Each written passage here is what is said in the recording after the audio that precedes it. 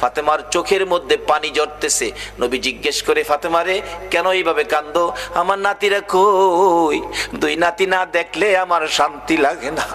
ফাতেমা বলেন, বাবা গো, আমি কাঁদতেছি কোন ব্যথায়? ঘরের পিছনে যাইয়া দেখেন গো বাবা, আজকে 3টা দিন পার হয়ে গেল, আমি ফাতেমার চুলায় আগুন জ্বলে না। আপনার আদরের দুই নাতি না খাইয়া থাকতে থাকতে পেটের খিদার যন্ত্রণায় ঘরের পিছনে গলাগুলি করে নানা নানা কইয়া কাঁদতেছে গো বাবা। আমার নবী পিছনে যাইয়া দেখে গলাগুলি করে নানা নানা কইয়া কাঁদতেছে। নানা গো, পেটের খিদা গো নানা, সহ্য করতে পারি না। আমার নবী বেরিয়ে গেলেন। ঘুরতে ঘুরতে যাইতে যাইতে একটা ইহুদির বাগানে আমার নবী চাকরি নিলেন।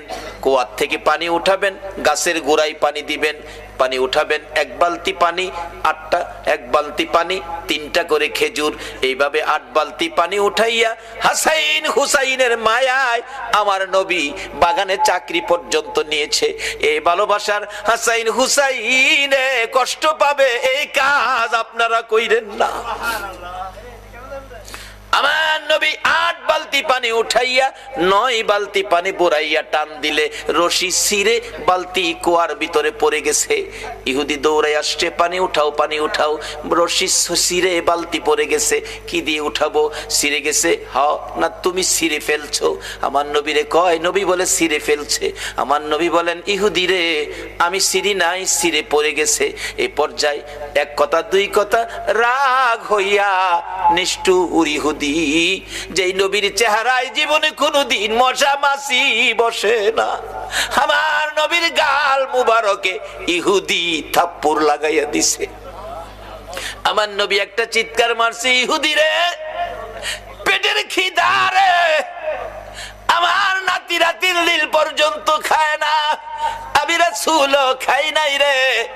3 দিন না খাইয়া গালের গোশত শুকাইয়া গেছে রে ইহুদি, আমার গালে থাপ্পড় দিছস, বল তোর হাতে ব্যথা পাইছস নি? ইহুদি বলেন, কার গায়ে হাত তুললাম গো? আমি মারলাম, আমার জিগায় ব্যথা পাইছিনি। আমার নবী ডাকে, এরে ইহুদি, আমার 8 বালতি পানির বিনিময় 24টা খেজুর দিবি? হ দেব, দে। আমার হাসাইন আর হুসাইন কান্দে পেটের খিদায়। 24 খেজুর লইয়া নবী রওনা হলেন, চলে যাবেন নাতিদের খাওয়ানোর জন্য। আমার আল্লাহ কয়, জিবরাইল রে, আমার বন্ধুর কানে খবর দে, বলদু যেন কুয়ার ভিতর থেকে বালতি উঠাইয়া দিয়ে আসে। জিবরাইল ডাহে, হুজুর যাইতেছেন গা? হ। বালতি উঠাইবো কে? বালতি তো কুয়ার ভিতরে সিরা পড়ছে, কিভাবে উঠাবো? কিছু তো নাই, উঠাবো কি দিয়া? জিবরাইলকে, হুজুর কিছু লাগে না, যেখানে রাহমাতাল লিল আলামিন আছে এখানে কিছুই লাগে না, আপনি কুয়ার ভিতরে হাত দিয়া বালতিরে ডাক দেন। সুবহানাল্লাহ, আসতে কইলেন? পৃথিবীর এমন কোন শক্তি আছে এই মৃত বালতি ডাক দিলে হাতে আইব? কিন্তু আমার নবীর হাতে